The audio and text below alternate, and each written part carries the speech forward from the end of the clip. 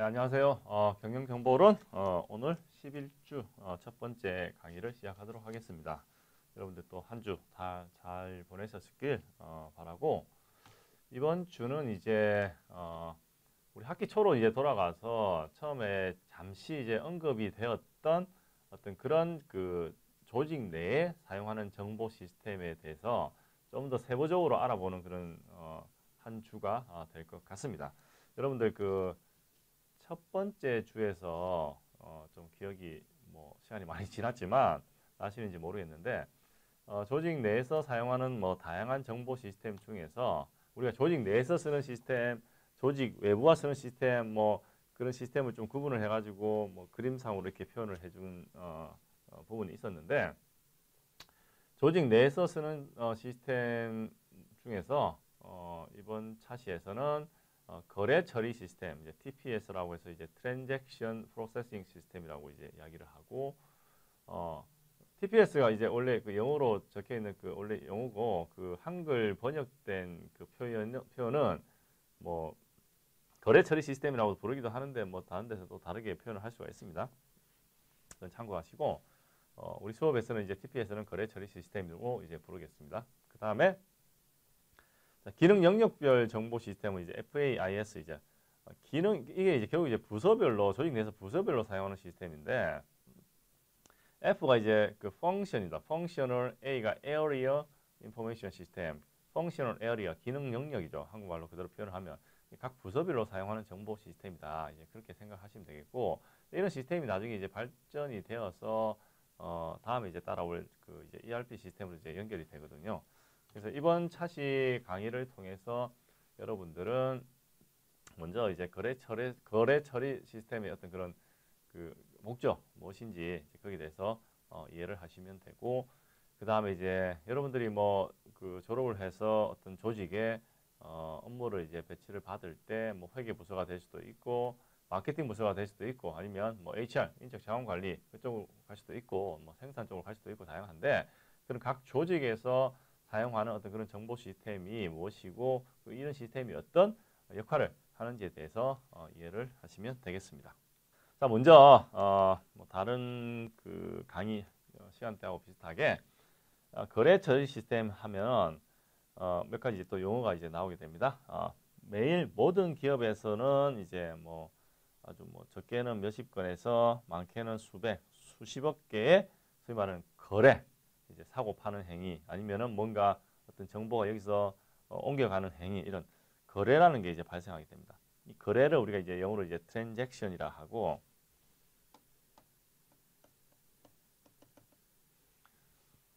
이 거래라고 하는 거는 이제 취득할, 소위 이제 가질 가치가 있어서 그 데이터베이스에 저장하는 데이터를 생성하는 비즈니스 이벤트를 의미합니다. 즉 어떤 사건이 발생했죠. 어떤 이벤트가 발생했는데 그걸 갖다가 우리 조직에 그 데이터베이스에 저장을 해서 관리를 해야 되겠다. 그런 가치가 있는 걸 거래랍니다. 예를 들어서 여러분들이 뭐 일반 그 뭐 이마트 가서 물건을 샀다. 그러면 이제 계산대에서 계산하시는 분이 그 산 물건을 이제 그 스캔을 하죠. 바코드나 QR 코드로 스캔을 딱딱 하죠.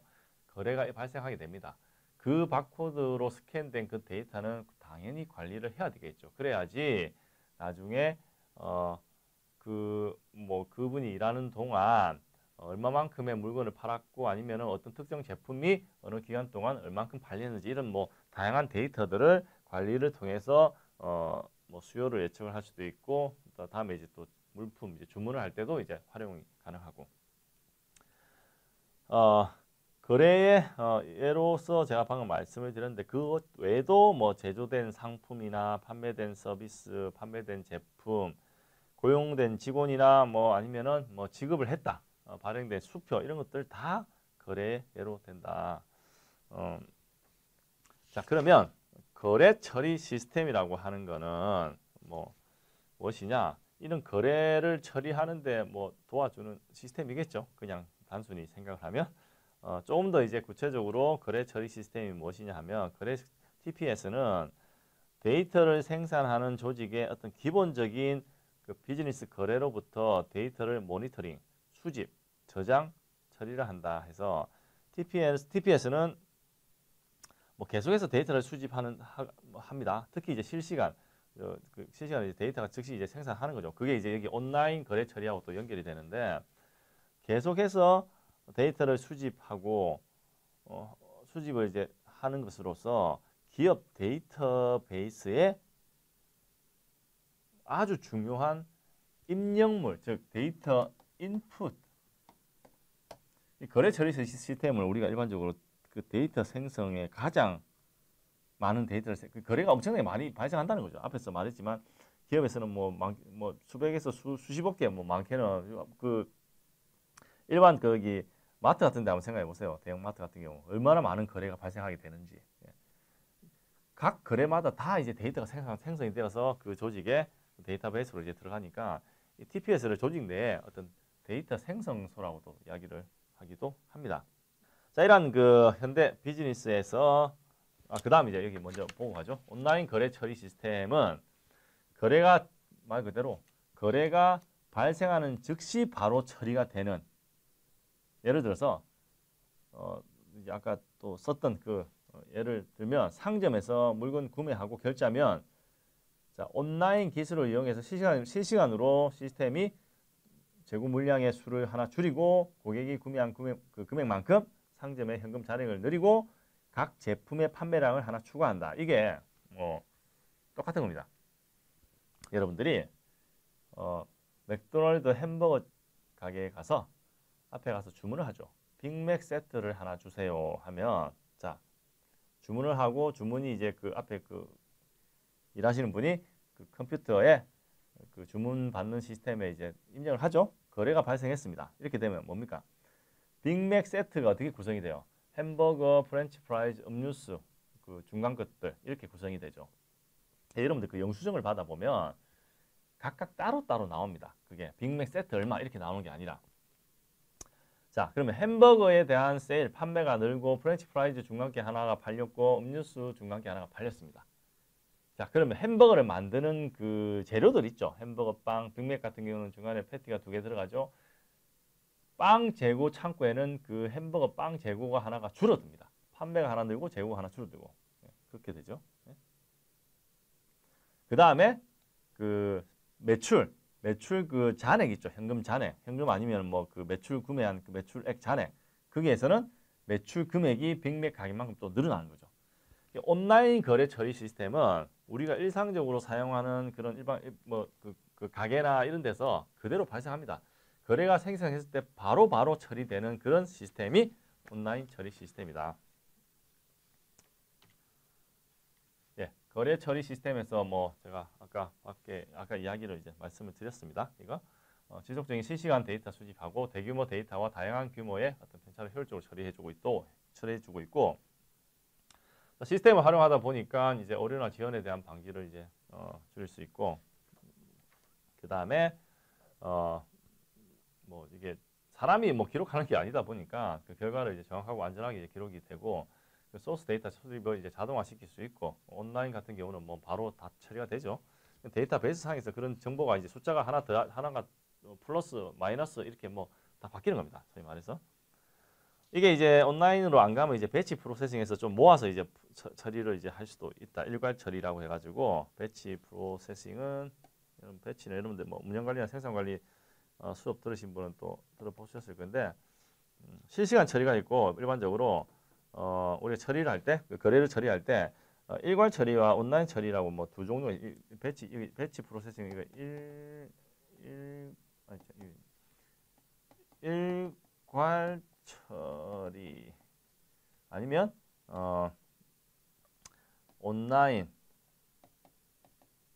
처리, 실시간 처리 뭐 이렇게 볼 수도 있는데 또 배치 프로세싱 거래가 발생할 때마다 뭐 발생되는 그 데이터를 그러니까 온라인 조금 전에 여기 이야기한 이 온라인 거래 처리는 거래가 발생할 때 바로바로 즉시 처리하는데 배치는 거래가 발생하고 발생한 데이터를 모아가지고 한 묶음 이제 배치가 묶음이거든요. 묶어서 일괄 처리합니다.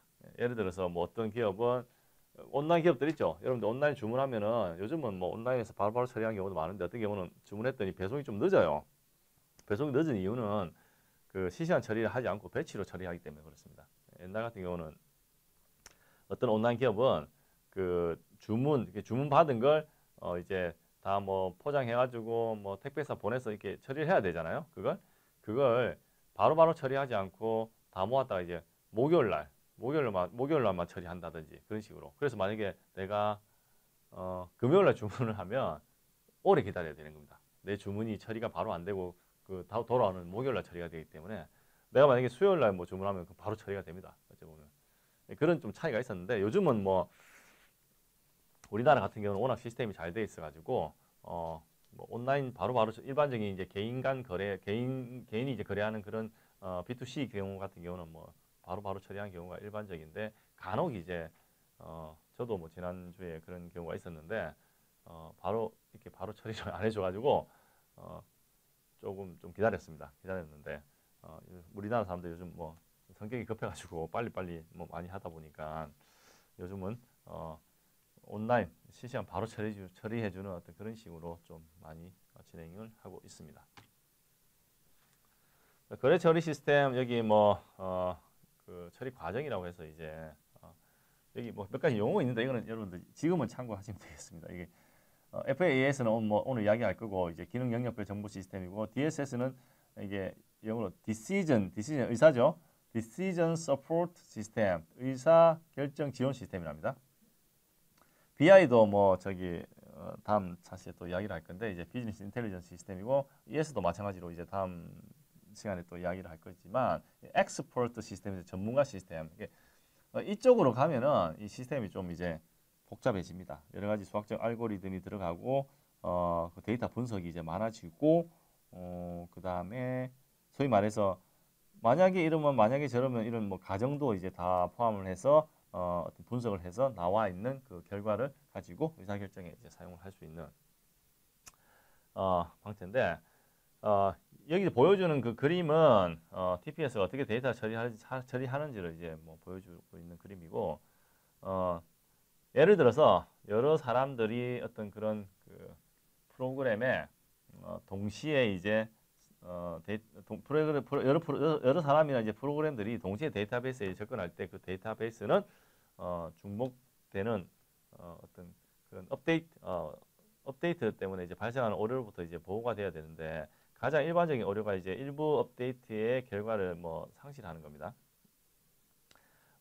거래를 위해서 한 개 이상의 컴퓨터가 이제 사용이 되면 뭐 데이터베이스와 모든 사용자들이 어떤 시점에서 어떤 컴퓨터 문제로 인해서 비일관성으로부터 이제 데이터를 그 보호해야 되는지 뭐 여러분들 예를 들어서 뭐 은행 현금 지급기에서 고객 현금 인출 중 발생한 그 에러가 있죠. 뭐 에러 한 번씩 나오면 우리가 좀 찝찝하죠, 기분이.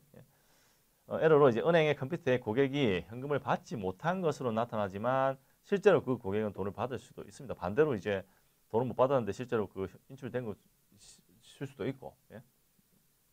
자, 이러한 오류가 있다면 이제 거래는 완전히 이제 번복이 돼야 되겠죠. 잘못됐으니까. 구매한 물건을 이제 반환할 때도 역시 이제 거래 되돌리는 것이 이제 필요하고 반환하면 이제 거래가 발생했는데 그게 다시 되돌려지는 거니까 그렇다 보니까 때때로 이제 이런 그 감사 추적이라고 하는 것도 이제 중요하고 여기서 지금 보여주는 거는 별거 아닙니다. 우리 뭐 컴플레이크 샀을 때 그 스캔 찍죠. 아까 이야기한 대로 예, 비즈니스 이벤트 후 거래가 이제 발생한 겁니다. 삐삐삐 소리 들리는 거 그때마다 거래가 발생한 거예요. 그 데이터가 거래 처리 시스템에 들어가게 되고 이게 이제 나중에 우리 그 뭐 이마트 가면 앞에 그 저기 계산대 많죠. 계산대마다 이 거래 처리 시스템 형태로 다 삐삐삐 다 나오죠. 그래서 발생한 데이터가 다 이제 기업의 데이터베이스로 다 들어갑니다. 이 기업의 데이터베이스는 거래 처리 시스템으로부터 오는 데이터 말고도 여기 다른 유형의 시스템으로부터 데이터가 발생할 수 있고 그 데이터를 분석을 해서 뭐 이런 식으로 이제 표현을 하게 됩니다. 이건 나중에 이제 이야기를 할 거고 거래 처리 시스템에서 또 이제 우리가 뭐 MIS나 다른 시스템을 사용해 가지고 여기서 거래 데이터만 가지고 좀 요약한 그런 보고서도 이제 만들어낼 수가 있습니다. 자, 그 다음에 기능 영역별 정보 시스템이라고 해서 FAIS는 부서별로 생각하시면 되겠어요. 먼저 회계와 재무, 그 다음에 마케팅과 영업을 위한 정보 시스템, 생산 운영 및 물리를 위한 시스템, 인적 자원 관리 시스템 이런 게 회계, 재무, 마케팅, 생산, HR 이 뭐 경영학의 그 모든 분야죠. 여기에 관련된 것들을 시스템 하니까 이제 MIS 이제 포함돼서 이 전체 이제 경영학과 관련된 분야라고 보시면 되고 조직 내 뭐 각 보통 일반적으로 기능 영역이 부서라고 부르죠. 부서 아니면 부서별 시스템이라고도 합니다. 조직 내 각 부서나 기능 영역은 이제 자체적으로 응용 프로그램이나 정보 시스템을 보유하고 있는 게 옛날 방식이었어요. 소위 말해서 이제 전사적 자원 관리 시스템 그 전 방법. 자, 이런 그 기능 영역별 정보 시스템은 각 영역의 어떤 내부 효율성과 이게 이제 각 조직 내에서 각 조직의 전체 자원을 관리하는 시스템이 아닌 조직 내에 있는 어떤 부서별로 시스템이 따로 있다는 거죠. 그렇게 되면 조직 전체의 자원을 관리하는 데 문제가 있지 않을까. 항상 그렇지는 않습니다. 항상 그렇지는 않고 그렇게 이제 기능 영역별로 이용을 해온 게 결국 이제 효율성과 효과성 이 두 개를 이제 좀 더 증진시키기 위해서 조직 내 특정 기능 영역을 이제 지원을 해주기 위해서 만들어졌거든요.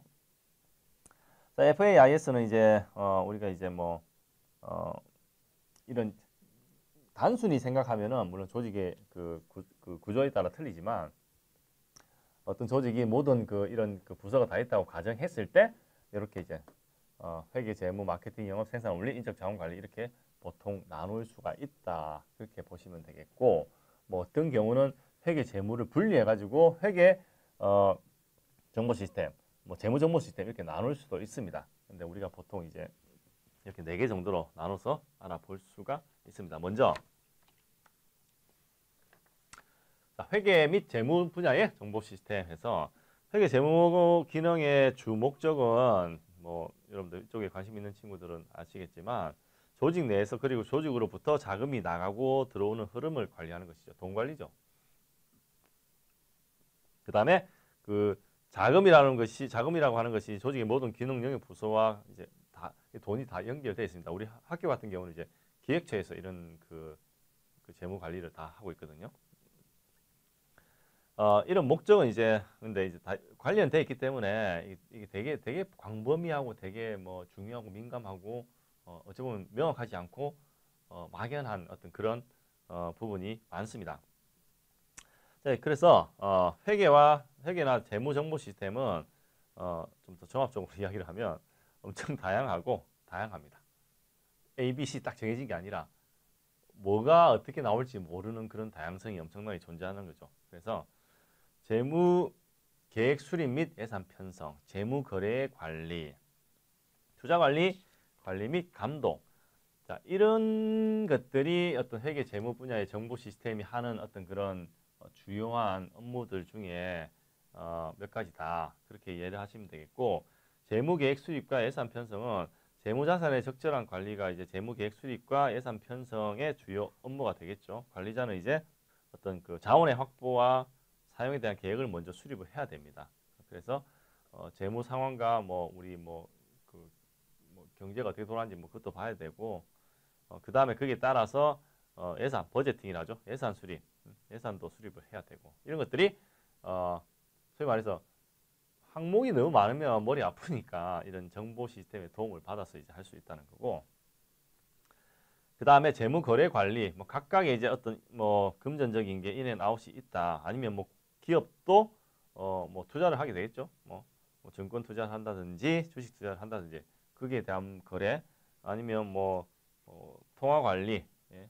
뭐 이런 것들 다 이제 재무 거래에 대해서 관리를 해야 되는데 이게 옛날 같은 경우는 뭐 집에서 가계부 적으면 항목이 별로 없으니까 손으로 적으면 됐는데 기업 같은 경우는 이제 워낙 이제 다양한 일들이 많으니까 사람들이 하다 보면 이제 실수 오류도 발생하니까 정보 시스템 도움을 받아서 이제 할 수가 있다는 거죠. 투자 관리는 이제 기업의 많은 자금을 주식이나 채권, 부동산과 기타 자산에 투자를 합니다. 그래서 뭐 투자를 잘하면은 뭐 엄청나게 또 이제 이익을 발생할 수도 있고 못하면 또 이제 손실을 볼 수도 있고 이러한 투자 관리를 하는 것은 복잡하죠. 복잡합니다. 말 그대로 이제 뭐 엄청나게 많은 투자 대안에 대해서 기업이 어떻게 해야 되는지 그에 대해서 뭐 나라가 틀리면 뭐 규제나 세금도 이제 알아야 되고 투자를 결정하기 위해서는 뭐 여러 가지 어떤 그런 연구기관 국가에서 뭐 제공하는 그런 보고서도 분석을 해야 되고 아니면 뭐 엄청나게 많은 기업 정보들도 이제 검토를 해야 되고 그렇다 보니까 이 투자 전반적인 부분에 대해서 이제 회계 재무 분야의 정보 시스템이 또 도와주고 있다.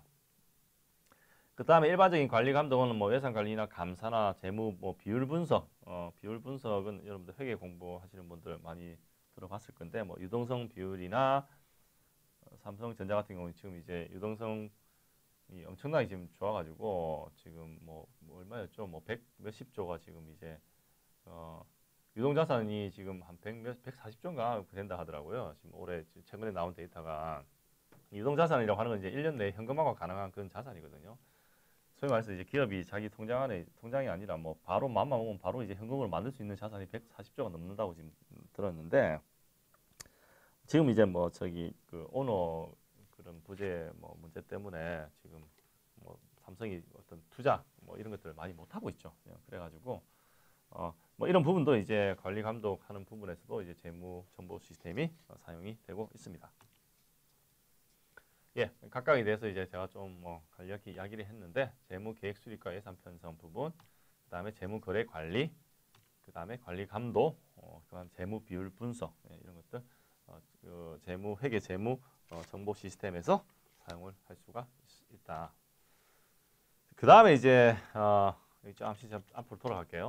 여기 마케팅과 영업을 위한 정보 시스템인데 여기서 마케팅 영업 부분은 제가 건너뛰겠습니다. 왜냐하면 이게 이제 CRM 관련된 부분인데 요거는 이제 고객관계 관리 시스템 뒤에 나중에 다시 따로 이야기를 하기 때문에 이번 강의에서는 마케팅 영업은 그냥 건너뛰고 생산 운영으로 바로 넘어가도록 하겠습니다. 생산 및 운영 관리 분야를 위한 정보 시스템이라고 해서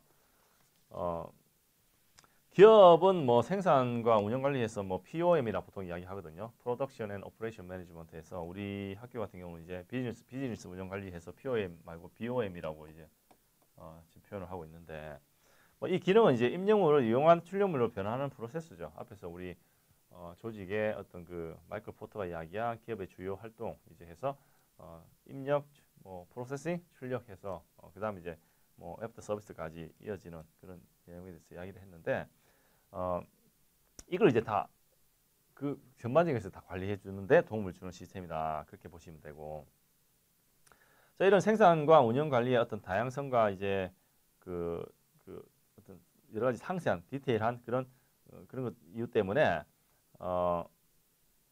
여기에서는 이제 몇 가지만 이제 지금 이야기를 하고 있는데 왜냐면 그 운영 관리라고 하는 그 부분이 엄청나게 분야가 넓어가지고 다 보기는 힘드니까 우리 수업에서는 내부 물류와 그다음에 원자재 관리 그다음에 여기 보죠 뭐 재고 관리 품질 관리 뭐 이런 것들 다 생산 운영 관리에 다 포함됩니다. 다 포함이 되지만 여기에서는 내부 물류 원자재 관리 그다음에 생산 및 운영 관리 요거하고 생산 및 운영 관리 그 다음에 CIM, 컴퓨터 통합 생산 시스템, 그 다음에 제품 수명 주기 관리, PLM에서 이제 Product Life Cycle Management 이 네 가지에 대해서 조금 이제 이야기를 하면 먼저 내부 물류 원자재 관리는 물류 관리라고 하는 것 자체가 구매, 주문, 구매, 그 다음에 조달 물류 이 조달 물류가 이제 그 인바운드 로지스틱을 합니다. 여러분들 마이클 포트의 그 가치사슬 그 기억나시는지 모르겠는데 인바운드 로지스틱 판매 물류가 이제 아웃바운드 로지스틱입니다. 이런 활동들을 다 다루는 게 내부 물류 원자재 관리인데 이것 마찬가지예요. 이것도 사람이 하나하나 다 보기가 힘드니까 정보 시스템 워낙 이제 그 건수가 많다 보니까 이 정보 시스템에 이제 도움을 받는 거죠. 우리가 기업이 원자재를 구입하면 뭐 요즘 뭐 저기 트럭이 딱 싣고 오죠. 싣고 와가지고 하나하나 뭐 이렇게 뭐 몇 개 왔다 세어보지도 않습니다. 안 세어보고 요즘은 뭐 뭐 단순하게 뭐 바코드와 뭐 스캐너를 사용할 수도 있고 아니면 뭐 RFID 앞에서도 이야기했는데 RFID를 사용해서 이제 내부로 들어오는 그 물류의 어떤 그 구매를 하는 데 있어 가지고 그게 이제 뭐 정확한 숫자가 들어왔는지 그다음에 그 들어온 물류가 언제 들어왔는지 누구한테로 들어왔는지 그다음에 우리 회사로 그 물건들이 들어와 가지고 어디로 이제 저장이 되고 있는지 그런 이동 경로 이런 것들을 이제 시스템상에서 다 이제 확인을 다 자동으로 이제 저장을 해가지고 이제 관리를 할 수 있다는 거죠.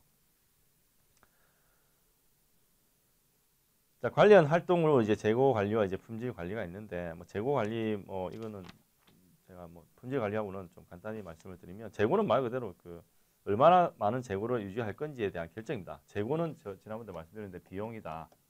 너무 많은 재고를 창고에 가지고 있으면 다 이제 그만큼 유지하는데 돈이 많이 든다 이제 그 말이죠. 그래서 최소한의 재고를 가지고 이제 기업 운영을 하자 해서 초과 재고는 창고 비용과 이제 손상된 물건이나 뭐 유통기한이 지난 물건 이런 것 때문에 이제 비용 출혈이 보통 큽니다. 그래서 아니면 이제 뭐 재고가 충분하지 않다 그러면 소위 말해서 판매를 못하는 거죠. 생산을 못하는 거죠. 그럼 또 손실이 발생할 수 있고 그러니까 재고 관리를 적절하게 잘 유지를 해야 된다. 거기에서 정보 시스템 아까 이야기한 대로 맥도날드 햄버거를 하나 사면은 그 재고가 하나 줄어듭니다. 예? 그러니까 판매와 재고 관리가 실시간으로 잘 관리가 돼야 됩니다. 자칫 잘못하면 더 팔 수 있는데 재료가 없어서 못 파는 거죠. 여러분도 아마 그런 경험 있을 겁니다. 어떤 그 커피숍 갔는데 오후 한 3시 돼서 갔는데 무슨 뭐 허니 브레드 시켰더니 그 빵이 없어가지고 저기 다 소진되어 가지고 재료가 소진되어서 다른 것으로 이제 드셔라 뭐 그런 이야기 들을 때 있는데 오후 3, 4시면은 뭐 그 정도 뭐 이해할 만하죠. 근데 저는 그런 경우도 있었는데 오전 10시에 갔는데 뭐 재료가 없어서 못 만든다 하더라고요. 그거는 진짜 그 매장 관리 제대로 못 하는 거죠. 이런 그 제품에 대해서. 품질 관리는 이제 제조 부서에서 사용되는 이제 품질 시스템은 그 품질 시스템이 프로세스 중에 반제품이나 완제품의 어떤 품질은 물론이고 이제 입고되는 원자재와 부속에 대한 품질에 대한 정보를 이제 제공해주는 제품 뭐 원자재나 만든 제품이나 이런 것들을 각 중간중간에 하자가 있는 없나 이제 확인을 해야 되는 거죠. 이걸 다 이제 시스템 상에서 이제 관리를 한다.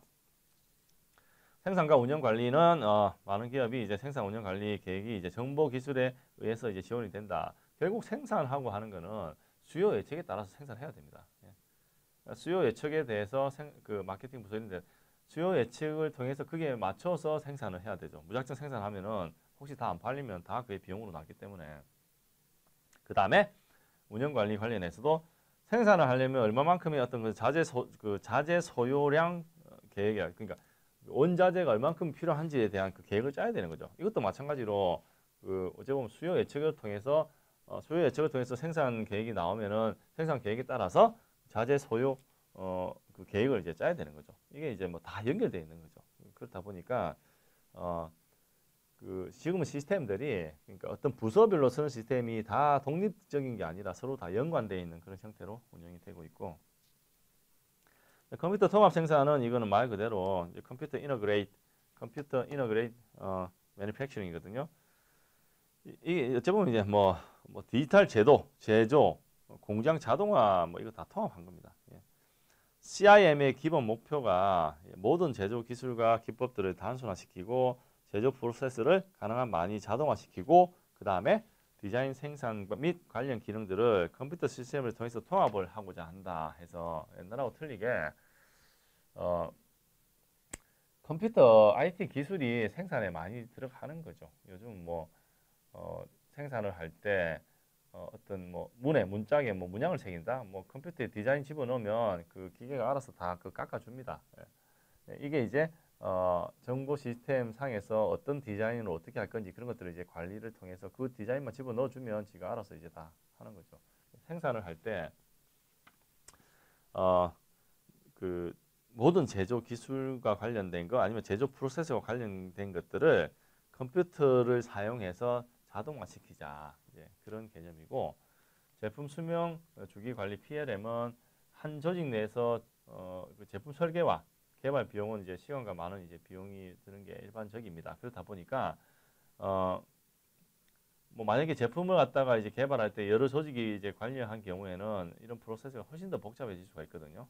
제품 수명 주기 관리는 제조업체가 이제 제품 설계와 개발 그리고 이제 공급 사슬 운영 지원하기 위해서 이제 제품 관련 이런 데이터들을 이제 공유할 수 있는 어떤 일종의 비즈니스 전략이라고 보시면 되고, 이런 PLM에는 이제 제품 개발을 위해 웹 기반 뭐 협업 기술이 일반적으로 이제 많이 사용이 됩니다. 이런 것들도 이제 그 생산 및 운영 관리 분야에서 활용이 되고 있는 기능들입니다.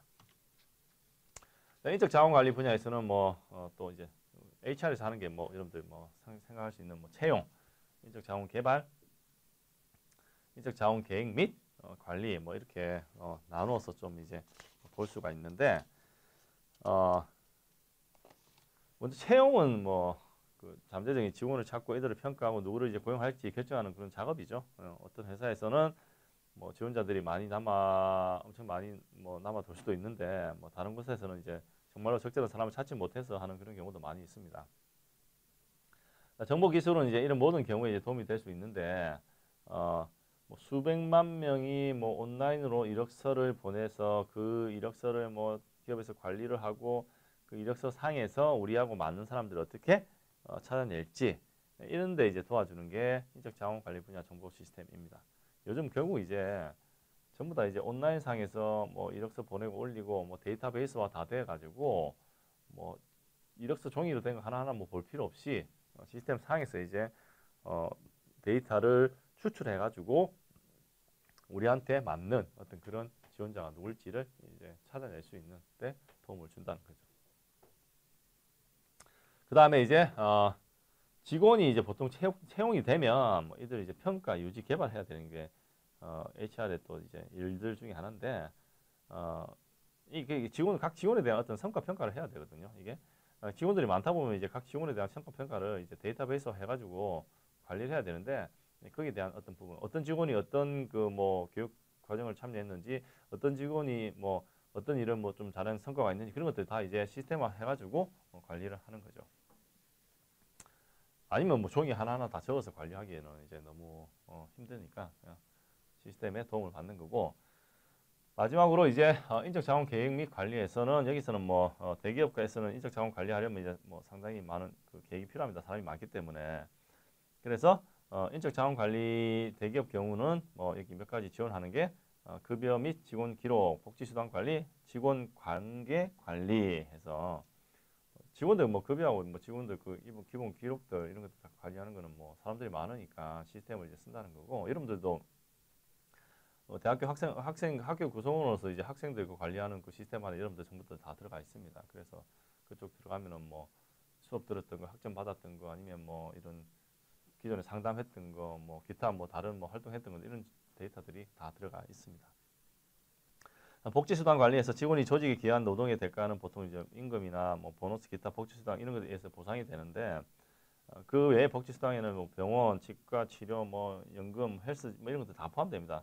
이런 것들 전반적으로 직원별로 다 관리를 해주는 어떤 그런 형태고, 마지막으로 이제 ERM, 이제 Employee Relationship Management는 이제 직원 관리를 더 효과적으로 하기 위해서 기업들이 이제 직원 관리 시스템이라고 하는 것을 또 이제 개발을 해서 사용하고 있고, 보통은 이제 ERM 시스템에서 이제 직원 상담이라고 하는 그 콜센터 운영이 보통 일반적입니다. 사람들 관리는 결국 이제 그 워낙 이제 뭐 직원들이 많다 보니까 직원 개개인에 대한 어떤 부분을 하나하나 다 이제 관리하기가 쉽지 않으니까 이 시스템의 도움을 이제 받는 거죠. 기능 영역을 지원하는 정보 시스템, 뭐 지금 예를 들어서 회계, 재무, 인적 자원, 생산, 운영, 마케팅은 이제 뭐 제가 뭐 다음에 또 말씀드린다고 했는데, 뭐 전략, 전술, 운영은 계속 이제 매번 일어나는 거고, 전술은 이제 전략을 성취하기 위해서 좀 세부적으로 활동하는 거고, 전략은 이제 앞으로 그걸 보는 건데, 각 분야별로 뭐 다 볼 필요는 없는 것 같은데, 운영적으로 봤을 때 회계 같은 경우는 급여, 외상 매출금, 외상 매입금 이거 매달 뭐 이렇게 발생하는 것들이죠. 운영과 관련된 데이터들이고, 그 다음에 이러한 데이터를 잘 봐서 이제 감사했을 때 문제가 없는지, 그 다음에 예산 수립, 앞으로 이제 우리가 살아갈 앞으로 뭐 내년 1년 동안 해야 될 그런 일에 대해서 예산이 얼마나 필요한지 계획을 수립하는 거죠. 그래서 이걸 잘 하면 뭐 수익성이 날 수도 있고 수익성이 좀 덜 날 수도 있고, 거기에 대한 어떤 계획을 잡는 거, 이런 것들을 정보 시스템을 통해서 도움을 받을 수 있다는 겁니다.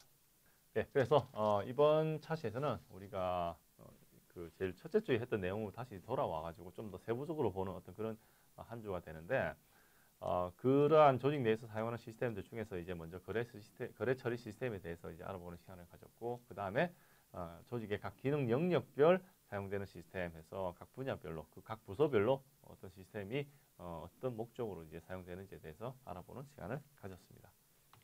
다음 시간에는 이제 이런 기능 영역별 시스템에서 좀 더 이제 발전된 형태로 나온 게 이제 ERP인데, 전사적 자원 관리 시스템인데, 이 전사적 자원 관리 시스템에 대해서 좀 더 알아보는 시간을 가지고, ERP가 뭐 항상 좋은 건 아닙니다. 뭐 ERP에 대한 그 실제 이제 도입을 했을 때 실패율이 엄청나게 높기 때문에 ERP 시스템에 대한 장단점, 그 다음에 ERP가 지원하는 어떤 주요 비즈니스 프로세스에 대해서 알아보는 시간을 갖도록 하겠습니다.